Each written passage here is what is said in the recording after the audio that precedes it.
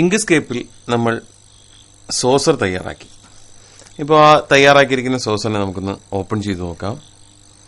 ഹോമിലെ students work 10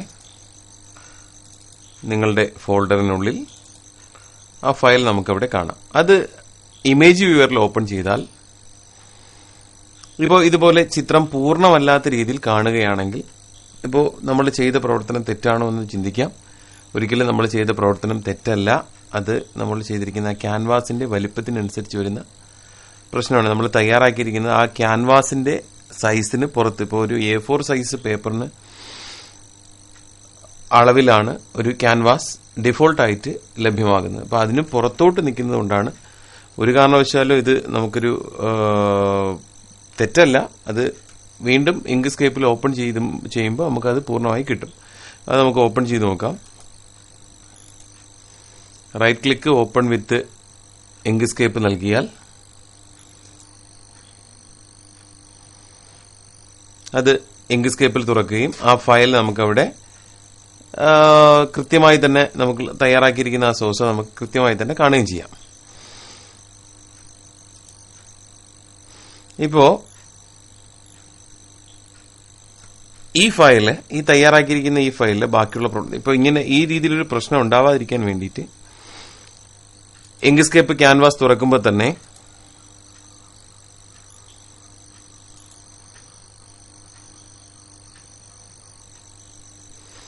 zoom tool ഉപയോഗിച്ച് 1-2 തവണ click ചെയ്താൽ, സൂം ഇൻ ചെയ്താൽ ആ ക്യാൻവാസ് നമുക്ക് അരികിലേക്ക് വരുന്നത് കാണാം.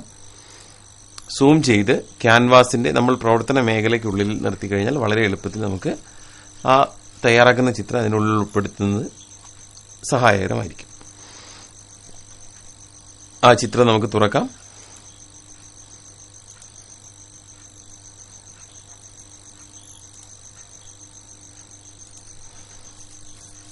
ഇപ്പോൾ ഇങ്ക്സ്കേപ്പിൽ നമ്മളൊരു സോസർ തയ്യാറാക്കി കഴിഞ്ഞു. ഇനി നമുക്ക് തയ്യാറാക്കേണ്ടത് ഒരു കപ്പാണ്. കപ്പ് തയ്യാറാക്കുന്നതിനുള്ള പ്രവർത്തനം പുസ്തകത്തിലെ പേജ് നമ്പർ 13 നൽകിയിട്ടുണ്ട്. പുസ്തകത്തിലെ പ്രവർത്തനങ്ങളെ ക്രമത്തിൽ ചെയ്ത് നമുക്ക് ആ കപ്പ് തയ്യാറാക്കാം. ആദ്യമായി സർക്കിൾ ടൂൾ ഉപയോഗിച്ച് ഒരു വൃത്തം വരയ്ക്കാം, ഒരു ദീർഘവൃത്തം വരയ്ക്കാം.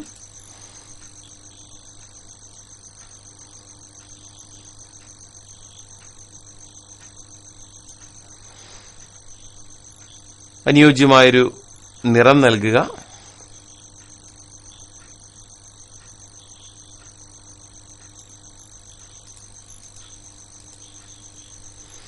ഒരു നിറം സെലക്ട് ചെയ്ത് നൽകുന്നു. അതിനുശേഷം ഇതിലേക്ക് ഗ്രേഡിയന്റ് അപ്ലൈ ചെയ്യാം. ടൂൾ ബാറിലെ ഗ്രേഡിയന്റ് ടൂൾ ഉപയോഗിച്ച് ഒരു റേഡിയൽ ഗ്രേഡിയന്റ് അപ്ലൈ ചെയ്യാം. മുകളിൽ നമുക്ക് 2 തരത്തിൽപ്പെട്ട ഗ്രേഡിയന്റുകൾ ലഭ്യമാണ്. ലീനിയർ ഗ്രേഡിയന്റ്, റേഡിയൽ ഗ്രേഡിയന്റ് എന്നിവ അവിടെ കാണാം. റേഡിയൽ ഗ്രേഡിയന്റ് സെലക്ട് ചെയ്തിട്ട് മൗസ് ആ ചിത്രത്തിനുള്ളിൽ ഡബിൾ ക്ലിക്ക് ചെയ്യുക. ഡബിൾ ക്ലിക്ക് ചെയ്യുമ്പോൾ 3 നോഡുകൾ പ്രത്യക്ഷപ്പെടുന്നു.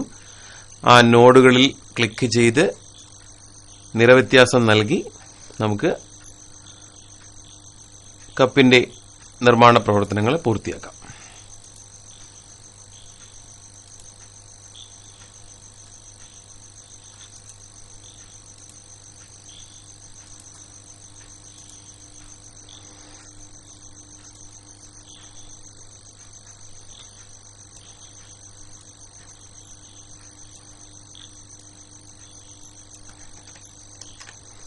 ഇപ്രകാരം നോഡുകളിൽ ആവശ്യത്തിന് മാറ്റം വരുത്തുക.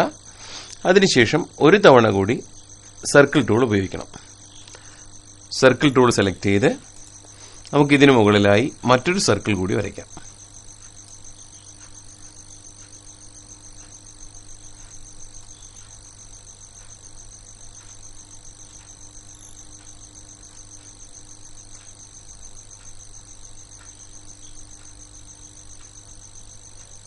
ഇപ്പോൾ 2 സർക്കിളും ചേരുന്നതിന് താഴെയുള്ള ഭാഗം ഒരു കപ്പ് പോലെ നമുക്ക് ലഭ്യമാകുന്നതിന് വേണ്ടിയാണ് ഇപ്രകാരം ചെയ്യുന്നത്. ഇപ്പോൾ 2 ദീർഘവൃത്തങ്ങൾ നമുക്കിവിടെ ലഭ്യമാണ്. സെലക്ഷൻ ടൂൾ ഉപയോഗിച്ച് ഒരു ചതുരം വരച്ച് ഈ വരച്ചിരിക്കുന്ന 2 വൃത്തങ്ങളെയും സെലക്ട് ചെയ്യുക.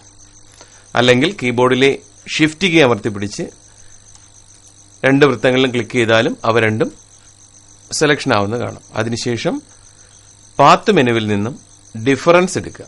പാത്ത് ഡിഫറൻസ് മെനുവിന്റെ പ്രത്യേകത രണ്ട് ഒബ്ജക്റ്റുകളിലെ പൊതുവായുള്ള ഭാഗം ഒഴിവാക്കി നമുക്ക് ആവശ്യമുള്ള ഒബ്ജക്റ്റ് ലഭ്യമാകുന്നതിന് വേണ്ടിയിട്ടുള്ളതാണ് പാത്ത് ഡിഫറൻസ്.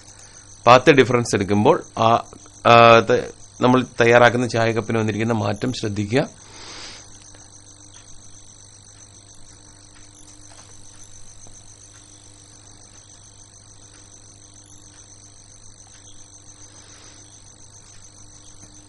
ഇനി കപ്പിന്റെ ആ വായഭാഗം തയ്യാറാക്കുന്നതിനായി ഒന്നുകൂടി സർക്കിൾ ടൂൾ ഉപയോഗിച്ച് മറ്റൊരു സർക്കിൾ വരയ്ക്കാം.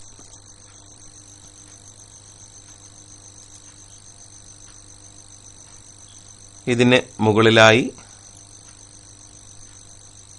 മറ്റൊരു സർക്കിൾ വരയ്ക്കുന്നു. സെലക്ഷൻ ടൂൾ ഉപയോഗിച്ച് അവന്റെ ഷേപ്പ് നമുക്ക് ആവശ്യമുള്ള ക്രമത്തിലാക്കാം.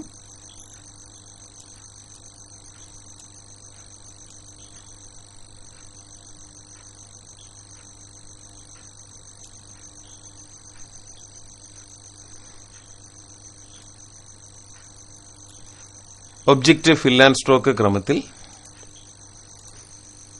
ഒരു ജാലകം തുറന്ന് ഫിൽ ആൻഡ് സ്ട്രോക്ക് ജാലകത്തിലെ ഫില്ല് ഒഴിവാക്കിയ ശേഷം സ്ട്രോക്ക് നൽകാം. ഫില്ല് നമുക്ക് ആവശ്യമില്ല, സ്ട്രോക്ക് നൽകുന്നു. സ്ട്രോക്ക് ഒരു പ്ലെയിൻ കളറാണ് വേണ്ടത്. സ്ട്രോക്ക് സ്റ്റൈൽ ടാബിൽ നമുക്ക് കുറച്ച് വലിപ്പം നൽകാം.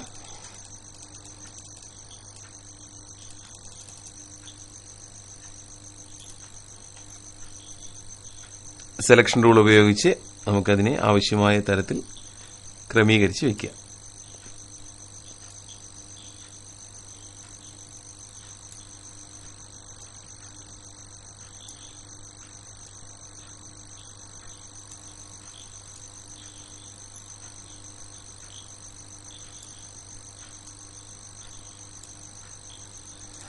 ഇപ്പോൾ കപ്പിന് കൃത്യമായി ആ വായഭാഗം ചേർന്നിരിക്കുന്നത് ശ്രദ്ധിക്കുക. നമുക്കിനി വേണ്ടത് ആ കപ്പിനൊരു പിടി നിർമ്മിക്കുക എന്നുള്ളതാണ്.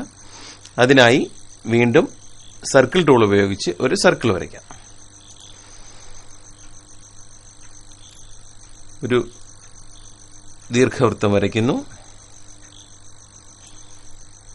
ഒരു തവണ കൂടി ഒരു വൃത്തം വരയ്ക്കുക.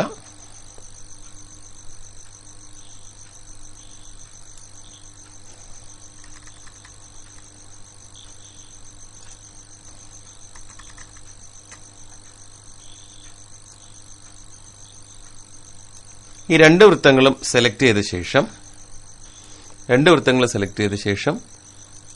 പാത്ത് മെനുവിലെ ഡിഫറൻസ് സെലക്ട് ചെയ്യുക. Path difference.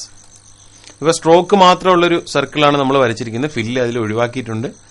സെലക്ഷൻ ടൂൾ ഉപയോഗിച്ച് ആ കപ്പിന്റെ പിടിയുടെ പൊസിഷൻ ക്രമീകരിക്കുക. ഒരു തവണ കൂടി ക്ലിക്ക് ചെയ്താൽ അതിനെ റൊട്ടേറ്റ് ടൂളാകും. റൊട്ടേറ്റ് ചെയ്ത് കൃത്യമായ അളവിൽ ക്രമീകരിക്കാം.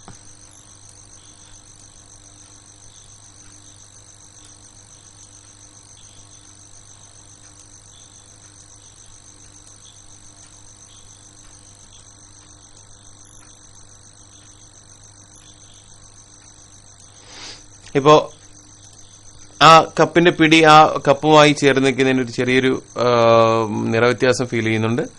അതൊഴിവാക്കാനായി ഈ ചിത്രത്തെ ബാക്കിലേക്ക് ക്രമീകരിക്കുക. അതിനായി ആ ചിത്രം സെലക്ട് ചെയ്ത് ഒബ്ജക്റ്റ് മെനുവിലെ ലോവർ സെലക്ട് ചെയ്യുക. ഒബ്ജക്റ്റ് ലോവർ 2 തവണ ക്ലിക്ക് ചെയ്യുക.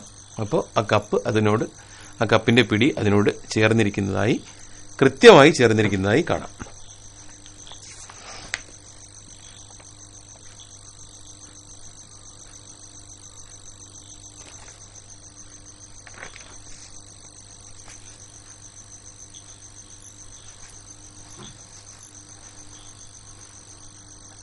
ഇനി സെലക്ഷൻ ടൂൾ ഉപയോഗിച്ച് ആ കപ്പ് പൂർണ്ണമായി സെലക്ട് ചെയ്ത് ഒബ്ജക്റ്റ് മെനുവിലെ ഗ്രൂപ്പ് സെലക്ട് ചെയ്യുക.